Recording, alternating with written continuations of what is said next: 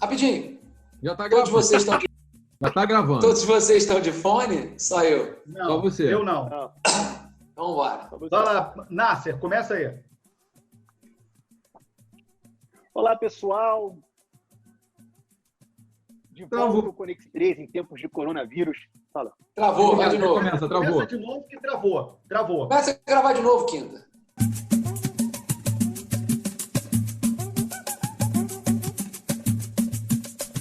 Olá, galera. Em tempos de coronavírus, trouxemos de volta o Conexão 23. Várias dúvidas, todos nós recebemos.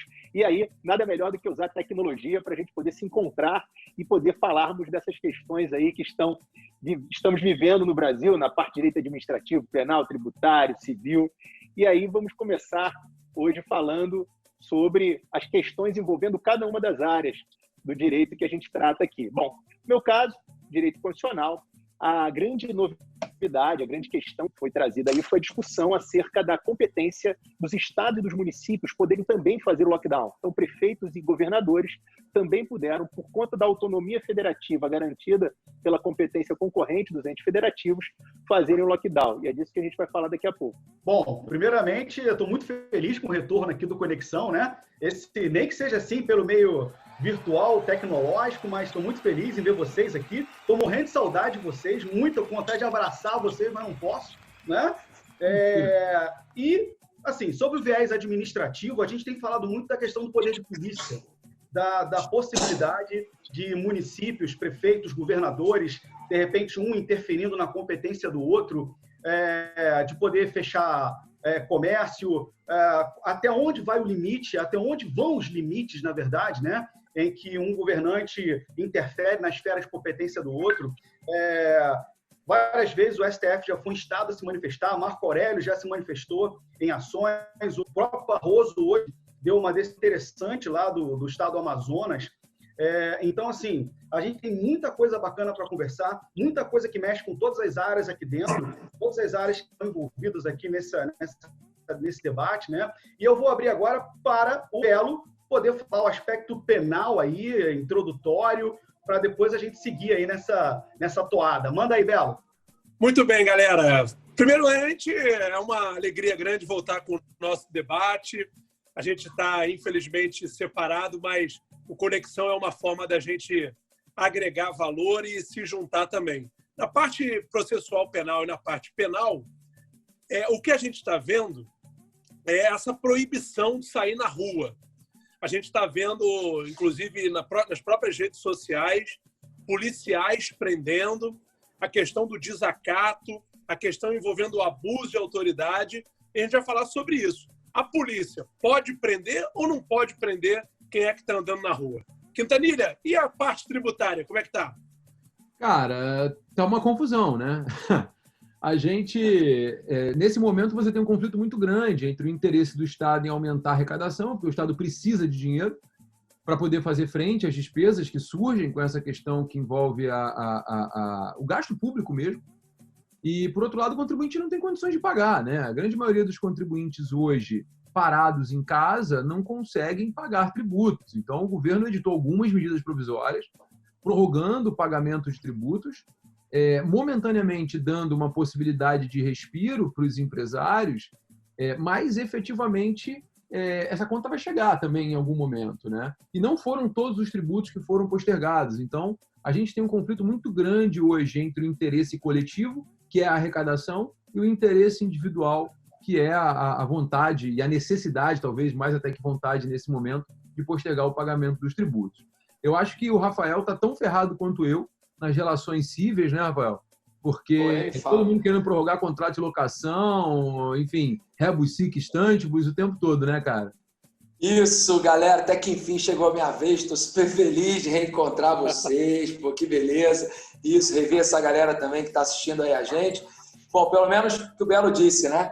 Não estamos presencialmente juntos, mas só de reencontrar aqui no debate já dá para sentir esse calor de vocês novamente. Gente, civil tanto quanto tributário, só problema. Nunca ouvi falar tanto em dever de renegociação, beleza? Dever de renegociar, revisão dos contratos, o princípio da obrigatoriedade quase que não existe mais, e parece que a pandemia é uma carta branca para você revisar todo e qualquer contrato, né? O que não é verdade, a gente vai falar isso aqui.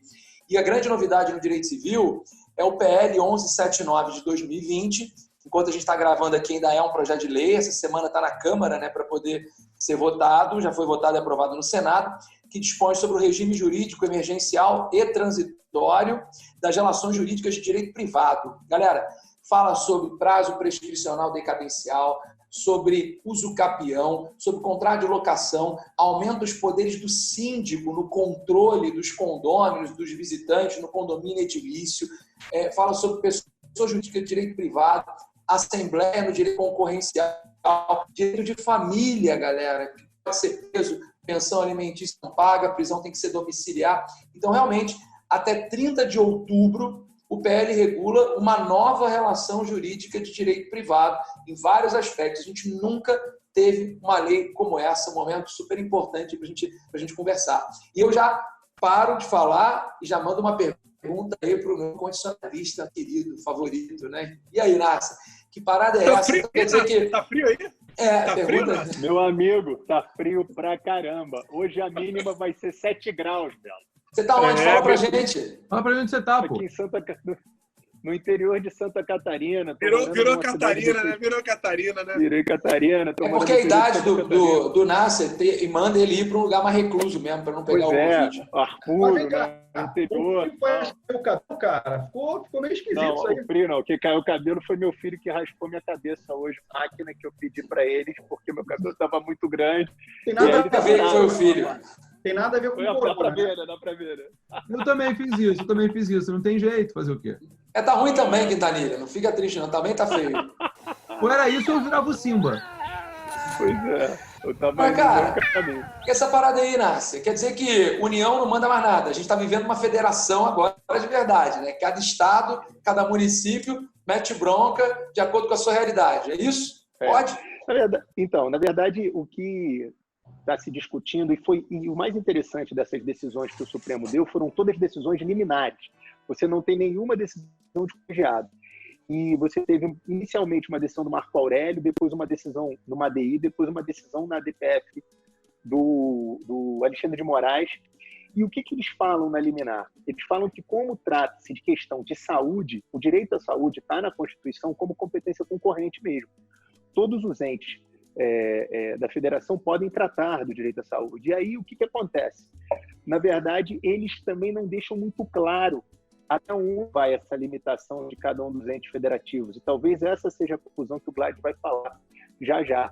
Mas o que as decisões do Supremo garantiram, isso está claro, é que cada um dos entes federativos, União, Estados e municípios, tem a sua autonomia garantida pelo Supremo Tribunal Federal para verificar o tamanho do dano, do problema que aquele município, que aquele estado está vivendo e poder fazer sua política. Só para vocês terem uma ideia, na cidade onde eu moro aqui, uma cidade pequena, tem 60 mil habitantes, só tem 2 casos de corona.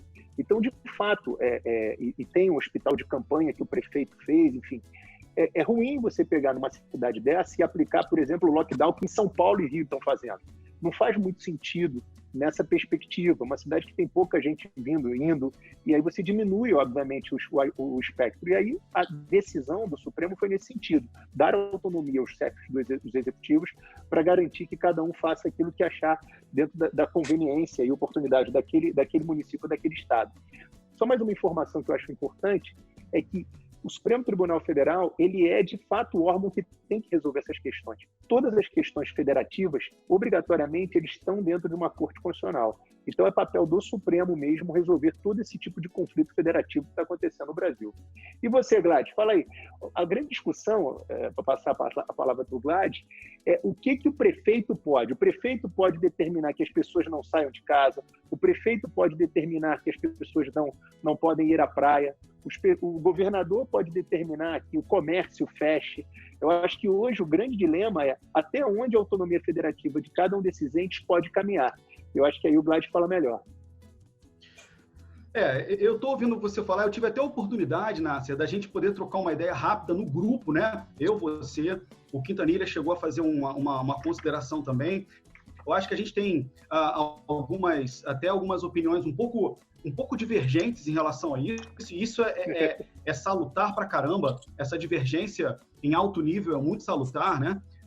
O que eu costumo brincar é dizer o seguinte, cara, eu tô com medo de abrir a geladeira de madrugada e tem uma medida provisória lá me esperando, né?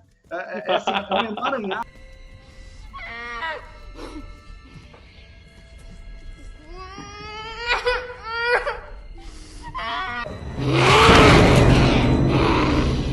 É um emaranhado, é uma confusão de medida provisória e de decisões judiciais, e uma decisão da Justiça Federal aqui entende uma forma, uma decisão ali entende de outra. É uma confusão, tanto judicial quanto legislativa, que os nossos alunos, a galera que está assistindo, até quem não é da área do direito, se perde em relação a isso tudo. O que eu penso é o seguinte: a própria lei, a Lei 13.979, a lei que criou todas essas questões de possibilidade de restrições, ela foi depois alterada por uma medida provisória, 926, se eu não me engano, para tentar aparar um pouco as arestas, para dizer o seguinte: cada um tem competência, cada chefe de executivo tem competência na sua área de competência. Então, assim, eu acho que um governador, ele até tem a competência. A competência, a gente sabe que é comum, né? A gente está falando de uma crise sanitária. A gente sabe que a competência é comum. Agora, quando você fala em fechar comércio para atender uma questão sanitária, eu acho que o governador sozinho, ele não tem essa, na minha visão, ele não tem essa competência de interferir nas questões de interesse local. Eu acho que nesses casos, né, o governador ele tem que sugerir o fechamento, ele tem que deixar isso para que o prefeito que está ali, está naquele local, está verificando a necessidade de fechar ou não, verificando a necessidade de crise ou não. A gente tem aqui, por exemplo, no estado do Rio de Janeiro, cerca de 25 municípios que não apresentaram casos graves, em que não há necessidade, você fecha a fronteira, ok, fecha a entrada, mas ali dentro eu acho que não tem que parar o comércio. O que eu estou querendo dizer é o seguinte: não dá para o governador sozinho decidir algo dentro de um município cujo prefeito tem total ciência do que está acontecendo ali. Eu acho que a participação ali, até mesmo do poder de polícia, ela tem que ser integrada entre o governo estadual e o governo municipal. Essa é a visão que eu tenho. E uma coisa que eu quero só complementar o que você está falando aí, cara, é que, por exemplo, o que eu percebi, por exemplo, aqui em Santa Catarina, alguns municípios se filiaram ao governador. Então, todas as medidas que o governador tomava, os municípios tomavam também. Foi o caso do município que eu moro. Então, eles estão ali, não são, eu até pesquisei para ver se são do mesmo partido, não são. Foi uma opção do prefeito seguir a orientação do governo do estado. Outros municípios não quiseram seguir, obviamente estão criando algum tipo de conflito em relação a isso. Aqui no estado do Rio de Janeiro, inclusive, o governador editou um decreto que diz o seguinte: olha, prefeito, tem que fechar, mas fica a seu critério. Ou seja, ele adotou essa posição que eu estou defendendo aqui. Ele diz: o prefeito pode seguir ou não. Fala, Rafa. Eu vi a entrevista do governador e ele listou os prefeitos, os municípios que fizeram um pedido formal para ele, para que o fechamento do comércio não ocorresse, que as medidas de restrições fossem mais libertárias por conta da ausência de casos específicos naquela região. E eu, assim, só para devolver a bola para vocês, sou um fãzão de município. Assim. Eu acho que a nossa federação o poder local, você dirimir questões ali que são muito próprias daquela localidade. É lógico que a gente tem muito município, antes do tributarista criticar. Claro, tem município pra caramba, não sei o quê. Eu acho que poderia ser... Eu também vou criticar. Tá bem. Município não deveria um número menor. Agora, aí, tá vendo? Eu tenho uma dúvida. Será que o prefeito ou o governador pode impedir o meu direito de ir e vir? Pode me prender se eu sair, Belo? Eu posso legislar sobre questão penal? Pode? Só uma questão, desculpa, antes de passar a palavra, só para não fugir da discussão aqui, Gladstone, que eu acho que a gente tem que tomar muito cuidado só com um detalhe, porque, assim, existem muitos municípios no Brasil que são municípios contínuos ou contíguos, né, em que a estrutura de saúde está no município mais rico e do lado tem um município mais pobre, né? E esse fechamento de fronteiras, entre aspas, esse fechamento dos limites de municípios pode até limitar o acesso à saúde. Então, a gente tem que tomar muito cuidado com esse fator, que não está sendo analisado. Essa história de Tem entregar... que ser conversado, tem que ser conversado. Agora, o Belo, me diz uma coisa. Se o Quintanilha for correr na praia, será que ele pode ser preso? Então, Essa é uma pergunta boa. na parte penal, eu preparei aqui para a gente hoje 2 situações. Uma que eu acho que é bem tranquilo de resolver e uma outra que é mais polêmica. Então vamos começar pela mais tranquila. A lei que o Gladstone citou, ela em nenhum momento criou um crime do Covid, por exemplo, crime de sair na rua enquanto tem a pandemia. E todo mundo sabe que na Constituição só pode prender sem mandado judicial no caso de flagrante. Então, se não tem crime, não existe a menor possibilidade de prender. Se houver a prisão, ao meu ver, isso é um abuso de autoridade, porque você não tem crime nenhum e aí vem o agente público e te prende. Só que o que está acontecendo? E aí é um problema de conscientização. A pessoa está lá correndo na rua, está lá correndo na praia. Aí vem o agente público e orienta, olha, vá para casa, não fique aqui, é uma orientação da OMS, do Ministério da Saúde. Só que, aqui no Brasil, politizaram, né, o remédio, politizaram a briga. E aí o que acontece? Eu vou ficar na rua porque o meu presidente deixou eu ficar na rua. E aí começa um bate-boca. Esse bate-boca pode gerar um desacato. E aí, quando tem o desacato, você tem o crime. Havendo crime, o agente público prende a pessoa em flagrante pelo crime de desacato. Me parece que foi isso até mesmo que aconteceu em Niterói. Em Niterói, na praia de Caraí. Mas e o abuso de autoridade, Belo? Oi? O abuso de autoridade. Tem lei para isso. Tem lei, uma lei nova, inclusive. Abuso de autoridade. O agente público tem que responder. Inclusive, no caso de abuso de autoridade, é muito comum a responsabilidade civil, administrativa e pelo crime de abuso de autoridade. Isso. Por que eu estou te falando isso? Porque eu passei por uma situação aqui em Niterói, eu estou tentando seguir o máximo que eu posso isolamento. Mas Niterói fechou a praia, né? E o dia que eu fui correr na praia, foi o primeiro dia de fechamento, eu não sabia que haveria o fechamento. Chego na praia às 5h30 da manhã para correr, me vem uma autoridade pública, um secretário, que, enfim, não vem ao caso dizer quem é. O secretário estava, naquele momento, havia uma grande rede de televisão que ia começar uma gravação, o secretário estava com os guardas municipais e virou e falou, aqui você não vai. Aí eu falei, mas com base em quê? Com base no decreto municipal, a praia está fechada. Aí eu falei, mas a praia não é de atribuição do município. Quem vai legislar sobre a praia é a União, não são vocês. Aí ele, o problema é seu. Entre com uma ação judicial e me traga uma decisão, porque se você vier para a praia agora, você vai preso. Aí eu perguntei... Tinha que ser contigo, né, Quintana? O que você fez? Foi para casa? Não, eu perguntei para ele, o que está fechado? É a praia? Aí ele, então eu vou correr pela rua. Corri pela rua e concluí o meu treino. Depois eu nem voltei mais. É tudo uma questão hoje que eu vejo de conscientização. Então, não tem crime. Não existe crime do Covid. Crime de andar na rua enquanto tem a pandemia.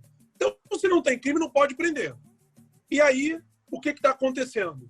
As pessoas estão brigando, um desacato daqui, um desacato de lá, abuso de autoridade, e é o que a gente está vendo.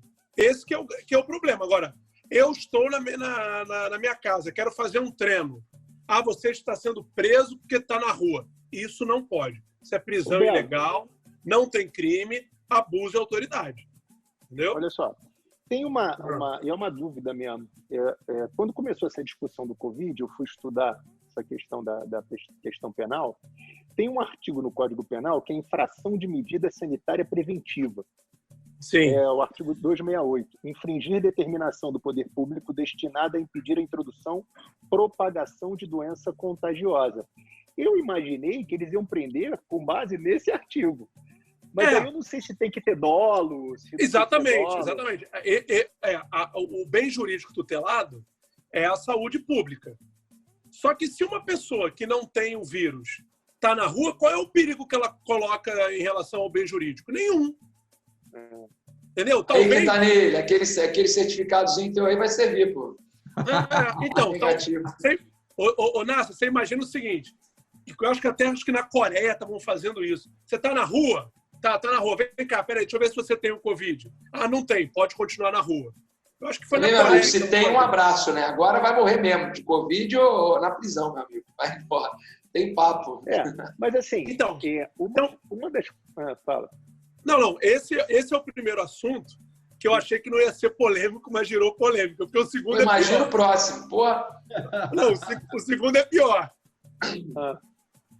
O segundo é pior, a questão das penitenciárias brasileiras. E eu vi a entrevista hoje de um chefe lá do Ministério da Segurança, né? Ele falando que, assim, as medidas eu achei incríveis, cara. As medidas impressionantes, assim. O cara, quando é preso, fica na quarentena de 14 dias. A higienização das células, quer dizer, não sei se realmente é verdade, né? Pelo que ele falou. Mas fala, desculpa, eu só vi. Eu não entendi por que prende o cara que tá correndo na praia e solta o cara que tá preso. Exatamente. É incoerente, né? É incoerente. Eu confesso a vocês que eu não tenho uma opinião formada sobre essa questão do Covid dentro das penitenciárias. Porque eu, assim, pelo pouco que eu sei, que eu não vou dizer aqui que eu conheço o sistema penitenciário todo brasileiro, mas imaginar uma penitenciária brasileira com recomendações higiênicas do jeito que a gente vê, no mínimo, sonhar demais, né? Eu acho que esse assunto, infelizmente, no Brasil, não tem solução, cara. Como é que vai soltar todo mundo? Uma coisa curiosa, né, que parece também que colocaram todos os problemas do Brasil para serem resolvidos com o Covid, né? O Ministério da Saúde tem que resolver o problema dos presídios, tem que resolver o problema do transporte público, tem que ocupação irregular. Olha, mas eu acho que isso aí dá um programa de 1 hora de debate, viu? Eu tô curioso para ouvir as questões civis também, que eu não sei nem se vai dar tempo a gente ouvir tudo isso, né, Rafa? Cara, muita coisa. Assim, eu acho que, independentemente da legislação que estão prestes a aprovar, e ela vai ser aprovada, só para vocês terem uma ideia, eu separei aqui os principais pontos da nova legislação que institui esse sistema emergencial de relações jurídicas de direito privado. Ela suspende prazos prescricionais e decadenciais até dia 30 de outubro, beleza? 30 de outubro. Além disso, com questão de condomínio edilício, aumenta os poderes do síndico para poder fazer restrições, enfim, no trâmite de moradores, condôminos, visitas. Aqui no prédio já está assim, tá? No meu prédio você não pode andar na área comum, não. E institui também a possibilidade de você fazer as assembleias virtuais, beleza?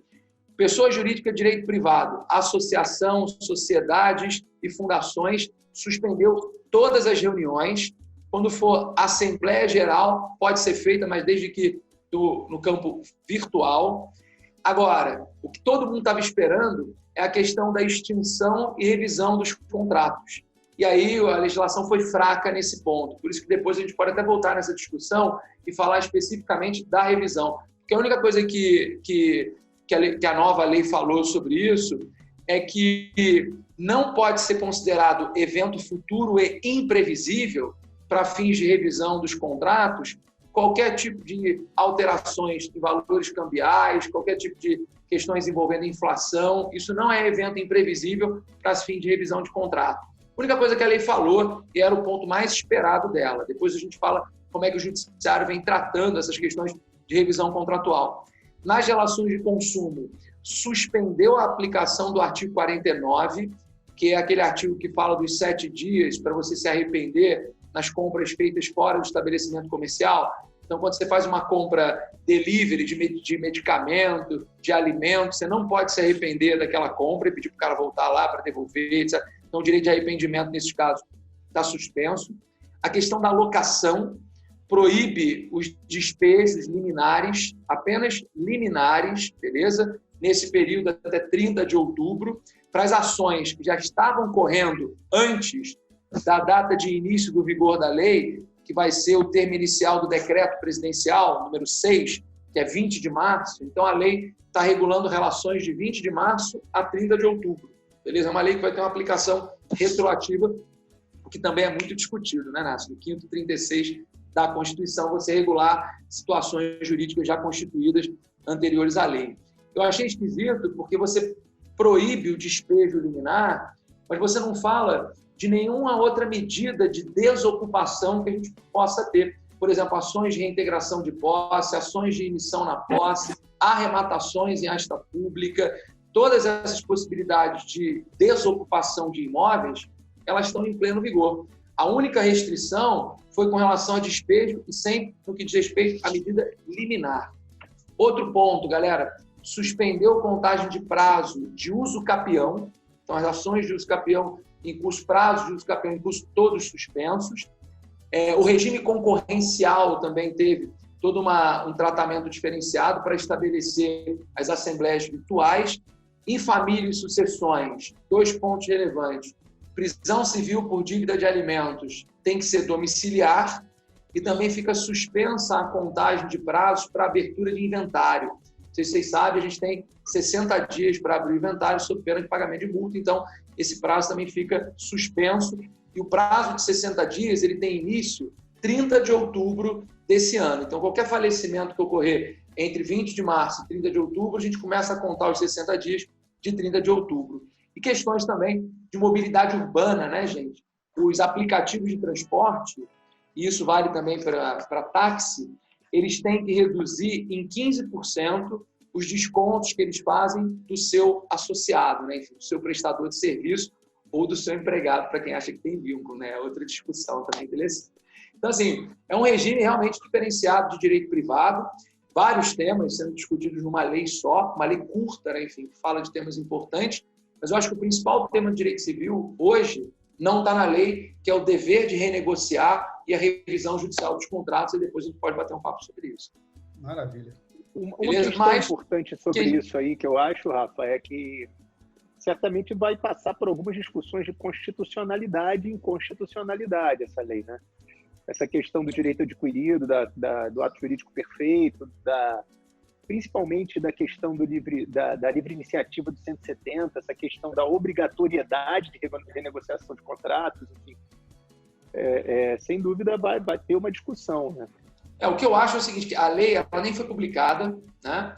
E ela está dizendo que os seus efeitos retroagem a 20 de março. E o Supremo tem um posicionamento já bem consolidado de não admitir que uma lei nova atinja situações jurídicas já constituídas. Eu até pergunto, hein, Belo? Essa é para você, hein? No direito civil, eu pergunto para a galera, ei, gente, lei nova, pode retroagir? Aí todo mundo já para beneficiar o réu pode. Eu falei, eu não quero saber do direito penal, que beneficiar réu, que papo é esse? Aqui é o direito civil. Lei nova pode retroagir? Pode. Desde que não atinja ato jurídico perfeito pelo julgado de direito adquirido. Então, você pega uma lei e aplica contratos já celebrados, o Supremo já disse que isso é inconstitucional desde 1992. Até os contratos de trato sucessivo? Então, os contratos de trato sucessivo, a lei nova pode regular o plano da eficácia desses contratos de trato sucessivo. E mesmo assim, quem entende dessa forma é a doutrina e o STJ. Porque quando a questão chega no Supremo, que é a famosa teoria da retroatividade mínima, né, 2035 do Código Civil, o Supremo não admite, nem no plano da eficácia. Então, relação de trato sucessivo, a lei nova não pode atingir nem mesmo no plano da eficácia. Mas o STJ flexibiliza isso, tá? O Supremo é que não. Só que raramente essas questões chegam no Supremo para discutir retroatividade. Né? E o tributário, hein, gente? Vai passar, ô Quintanilha, a bola? Quer que eu fale de tributário? Tô falando. Cara, fica à vontade. Eu tô aqui extasiado ouvindo você falar. Cansei. Vai. Sempre eu acho que a gente pode deixar alguma coisinha para falar no segundo programa, né? Podemos, mas eu quero só que o Quintanilha diga assim, aspecto geral, que nem eu fiz. Aspecto geral. Muita coisa acontecendo no direito tributário. Primeiro foi aquela confusão sobre posterga ou não posterga os tributos. A União Federal postergou o Simples Nacional. Também na parte dos estados, também houve a postergação na parte dos municípios, dos tributos que englobam o Simples Nacional. FGTS, que não é tributo, também foi postergado. PIS, COFINS e contribuições sobre folha de pagamento, fundo rural e contribuição para terceiros também foram postergados, sendo contribuição para terceiros já teve um corte pela metade. Ou seja, o vencimento, ou melhor, o prazo para entrega da declaração de imposto de renda da pessoa física foi para 30 de junho, também foi postergado. A gente tem uma postergação geral de tributos, com exceção de imposto de renda da pessoa jurídica, para as empresas que não estão no Simples Nacional, e contribuição social sobre lucro líquido. Essas empresas continuam tendo que recolher o tributo ou mensalmente, para as empresas de lucro real que apuram anual, e as empresas de lucro presumido continuam tendo que recolher no trimestral. Agora, esse não é o problema. A gente tem aí algumas soluções, né, que foram encontradas pelo governo, que vão ser terríveis no futuro, vão ser terríveis, porque a empresa simplesmente vai ter que pagar 2 guias em outubro, 2 guias em novembro e alguns tributos 3 guias em dezembro, né? Porque tem 13º. Então, quando eu prorrogo contribuição social, eu vou ter que pagar a contribuição social do mês, vou ter que pagar do mês que foi prorrogado e vou ter que pagar do 13º. Mas eu ainda tenho o problema dos projetos de lei que estão tramitando, né? Nós temos hoje projeto de lei complementar para a criação de empréstimo compulsório para combater a Covid com base na calamidade pública, fundamento no artigo 148, inciso 1 da Constituição, plenamente cabível. Nós temos hoje um projeto de lei para a criação do imposto sobre grandes fortunas, com a pecha de combate ao Covid. Não adianta de nada, porque tem que ter anterioridade de noventena, só em 1º de janeiro do ano que vem. Nós temos hoje um projeto de lei para acabar com a isenção da distribuição de lucro e dividendo para os sócios, né, que é isento na forma da Lei 9249. Tem hoje um projeto de lei para acabar com essa Ponto isenção. sensível, hein? Ponto sensível isso, hein? Sensível. Super, porque você tem uma outra discussão. Qual é a discussão aí? Essa revogação da isenção produz efeitos imediatos ou tem que esperar o exercício financeiro seguinte? Porque o pleno do STF em 2009 entendeu que produz efeitos imediatos. Agora, a primeira turma em 2014 entendeu que não tem efeitos imediatos, tem que respeitar a anterioridade de noventena, porque é um meio indireto para a criação de tributo. Né? Isso tem lei já tramitando, essa questão da isenção? Tem, está avançada. E tem um outro projeto de lei, que esse eu acho mais complicado ainda, que esse é para isentar de imposto de renda as pessoas afetadas pela Covid, ou seja, os portadores da Covid.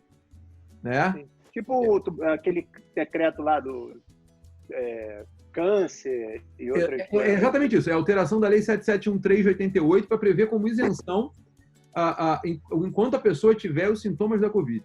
Isso é extremamente complexo, sobretudo num país em que não tem testagem. Né? E a União, não sei também se alguém pensou no seguinte: a gente já tem uma notificação hoje. Se começar a testar todo mundo e aparecer 150, 200 mil casos, será que vai ter caixa para suportar esse negócio? Não vai. Não vai. Sabe o que eu acho? Que depois desse programa aí do retorno, a gente tem que fazer um programa para cada matéria, falando do novo contexto jurídico pós-pandemia ou no ambiente da pandemia. Acho que vai ser. Ali, vamos fazer isso. Eu acho que a gente tem um novo mundo jurídico em tempos de pandemia, né? Total. A Covid mudou aí a visão. Mas, Nácia, encerra aí então, Nácia. Nosso decano. Já acabou? Rápido, né? Pessoal, então, foi um prazer revê-los todos aqui, meus colegas do Conexão 23, rever vocês que estão nos assistindo. A gente também estava morrendo de saudade de estar de volta aí com o nosso programa. Eu acho que essa oportunidade da Covid fez com que a gente acelerasse o projeto da volta. A gente estava pensando em voltar no segundo semestre, a gente acelerou esse projeto da volta e, a partir de agora, teremos sequencialmente vários programas falando de pontos importantes, não só da Covid, mas das questões que a gente sempre tratou aqui no Conexão 23. Foi um prazer de novo estar aqui com vocês, galera. Muito bom estar de volta. Valeu, gente. Valeu, galera. galera. Tchau, galera. Valeu. Tchau. Valeu.